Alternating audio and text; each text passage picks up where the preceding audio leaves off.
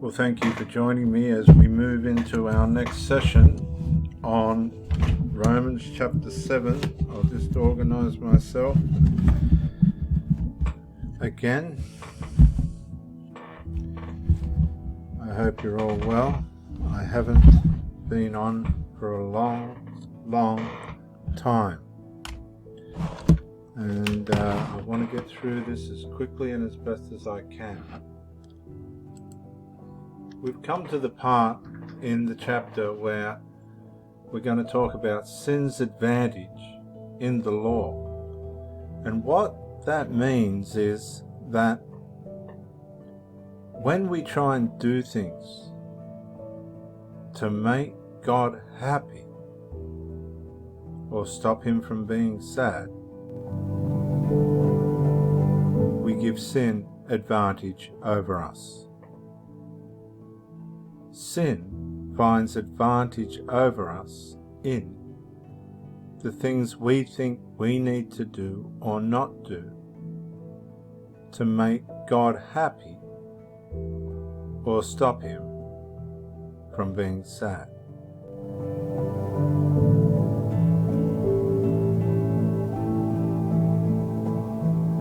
The best definition that I believe that I've ever heard for the Mosaic law is anything we think we need to do or not do to make God happy or stop him from being sad is a law, and is a great definition of the Mosaic law, because if you did this or not did that, not do that, then you'll be rewarded or punished accordingly. When we realize that inside us there is a sinful, evil nature trying to win advantage over us and trying to destroy us ultimately, and others around us. When you realize that nature's in you,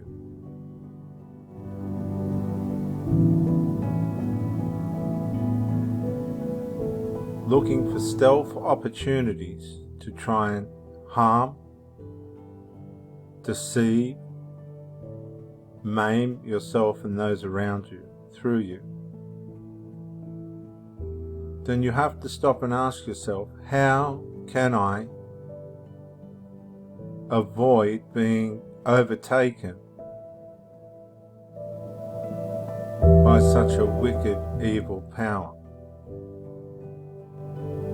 Why is it that good, intending people do bad things?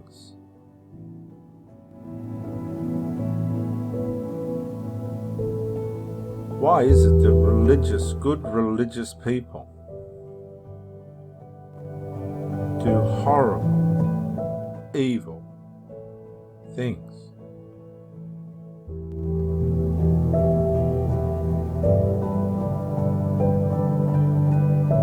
Because there's a nature inside us that uses the things we think we need to do or not do to make God happy or stop him from being sad against us. It's that nature that turns on us. It's relentless. So we're going to talk about sin's advantage in the law. Sin finds advantage in the things we think we need to do or not do to make God happy or stop him from being sad. Verse 7. What shall we say then? is the law sin? Are the things that I think I need to do or not do to make God happy or stop him from being sad, are they sinful? Certainly not. On the contrary, I would not have known sin except through the law. It was keeping the law that caused his sin to take advantage over him, and we'll get deeper into this. Paul will unravel this for us as we go along.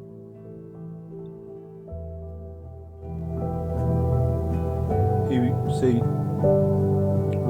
this is the paradox. It's the good things that we think we need to do, or the bad things we think we don't need to do to make God happy or stop him from being sad, that cause us to sin.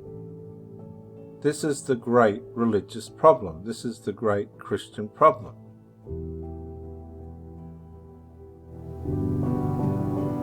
Paul goes on and says, "For I would not know what covetousness, would not have known covetousness unless the law had said, 'You shall not covet.'" Trying not to covet made him aware that he was. And the more that he tried not to, the more he did. Verse 8. Now listen. But sin, the sinful, evil nature that lurks and lives in us, taking opportunity by the commandment, produced in me all manner of evil desire. See the italics there?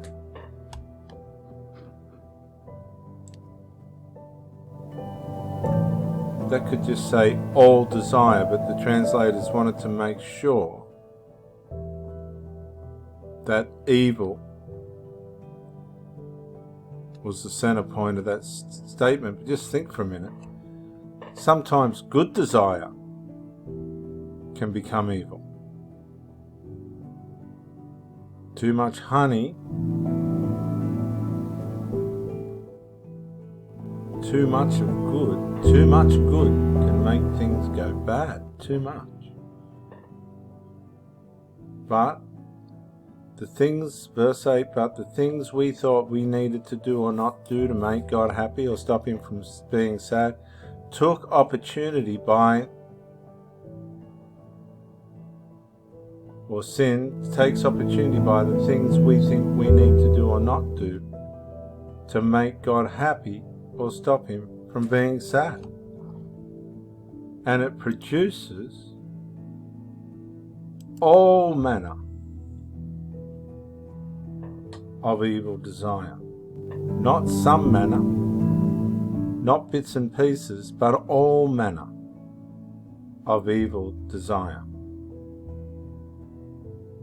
For apart from the things we thought we needed to do or not do to make God happy or stop him from being sad, the law, sin was dead. So there is a big key that ought not to be ignored or missed in any person's heart. But sin, taking opportunity by the commandment, the things that we thought we needed to do or not do to make God happy or stop him from being sad. Just think for a minute. 99.9% of Christians believe that there's something they can or cannot do to make God happy or stop him from being sad.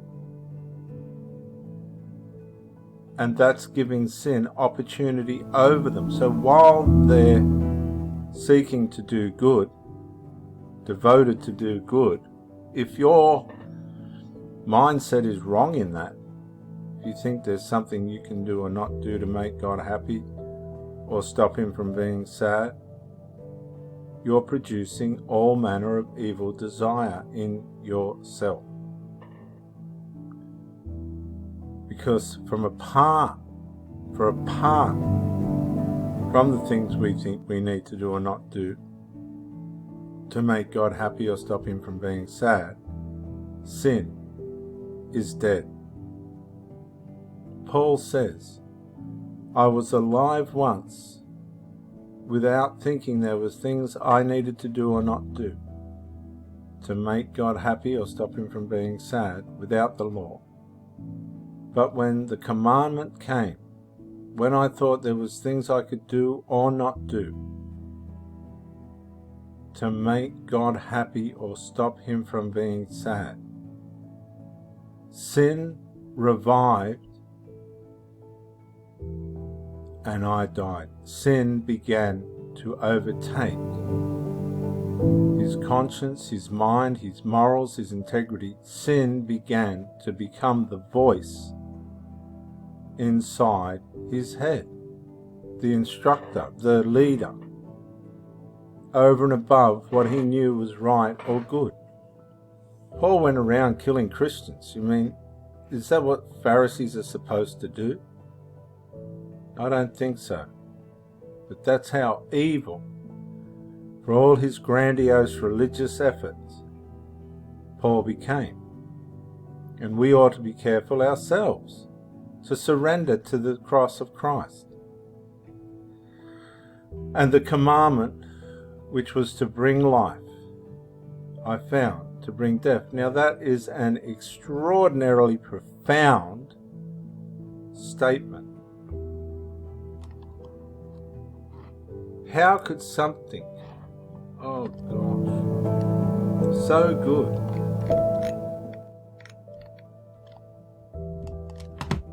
bring something so bad?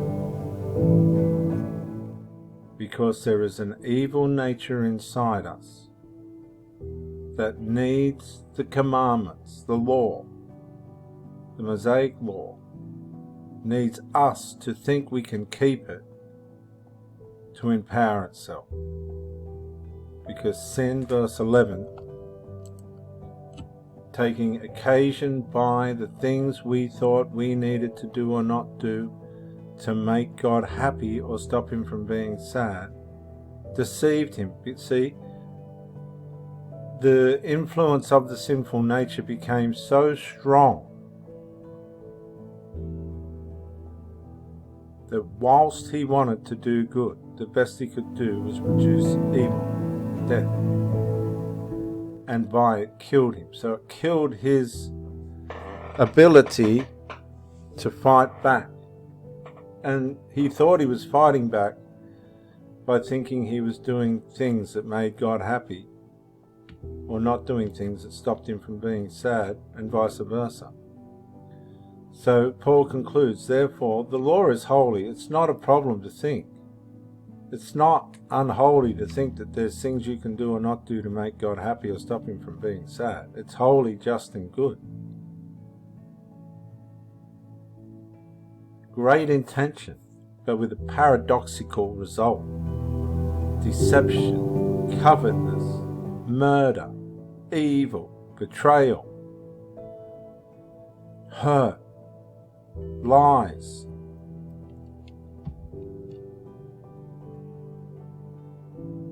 And yet these people think they're running around doing good. I'm not being critical, I'm just telling you what the Bible's showing, and we need to open our eyes to it. Please.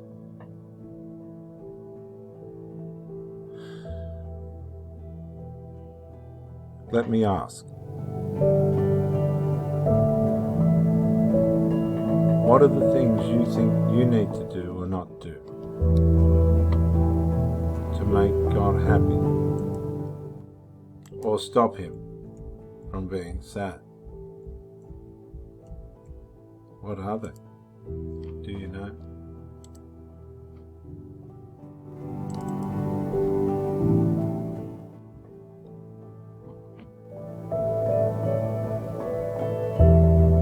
What are the things that might be causing you to do evil?